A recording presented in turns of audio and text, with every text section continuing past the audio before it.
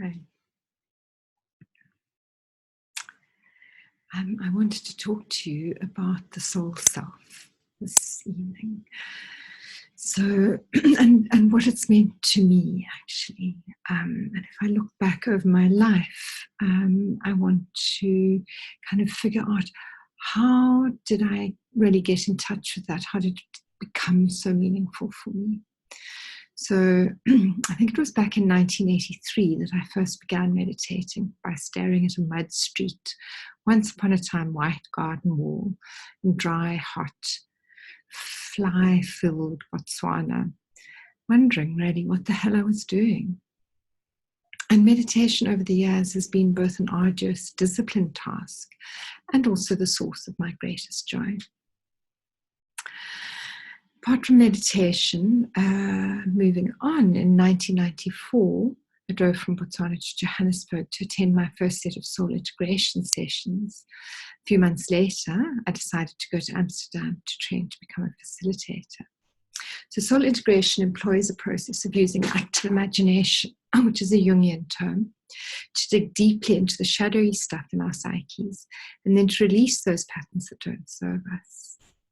It sometimes takes great courage and humility to recognize and take responsibility for the drama that we create in our own lives.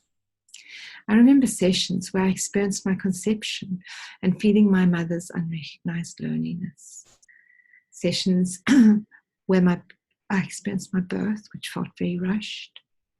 I've been in past lives as a nun, a soldier, a homeless girl on the street, even one as a dragon.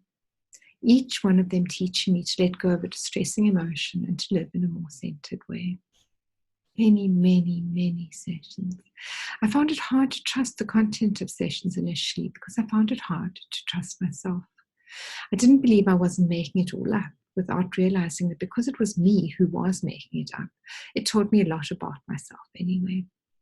And my ability to feel or sense had become very dull from years of suppressing uncomfortable emotions.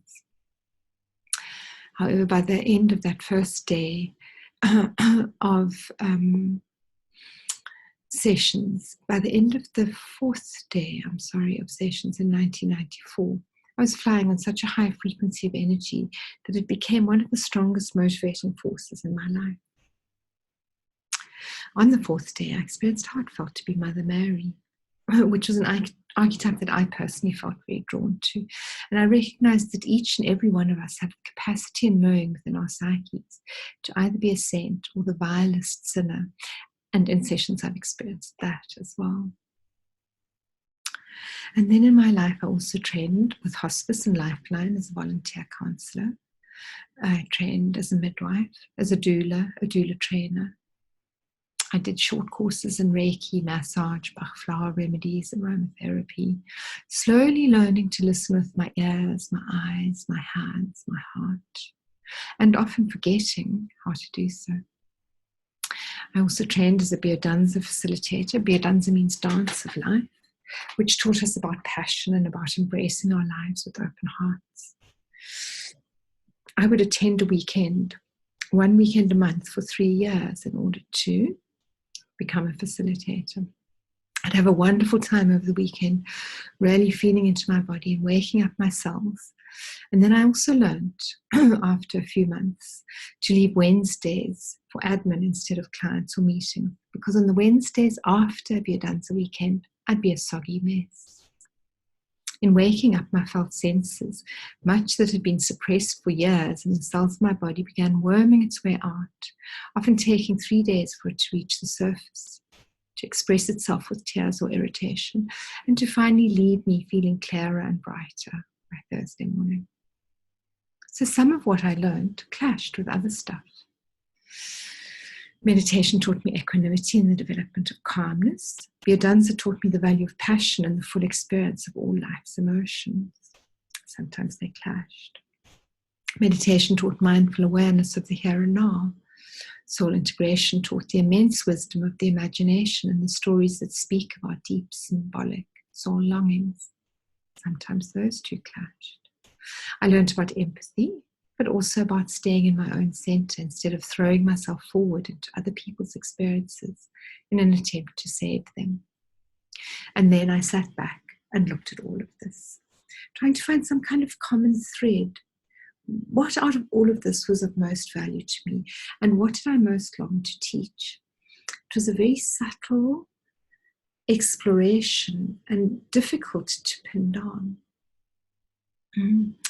One of the things that I kind of realized is that we are here to be of service in whatever way our unique soul longs to express that. One is that it's not as important what we do as the intention behind what it is that we do. How do I or others do what we do? Why would you want to be a soul doula, for instance? What it is it about that makes your expression of being a soul doula magnificent for you particularly? How do you express your soul self? What does your unique soul self actually look like? What does it feel like? What does your higher self feel like or look like today? Is that the same thing? How do you express it in the world? Maybe deeply hidden, like mine was, under layers of pain and grief and irritations and longing. But we each know deep down exactly what it looks like for us. When we can uncover that, we can be present for those we serve in a way that is truly trustworthy and safe. Thank you.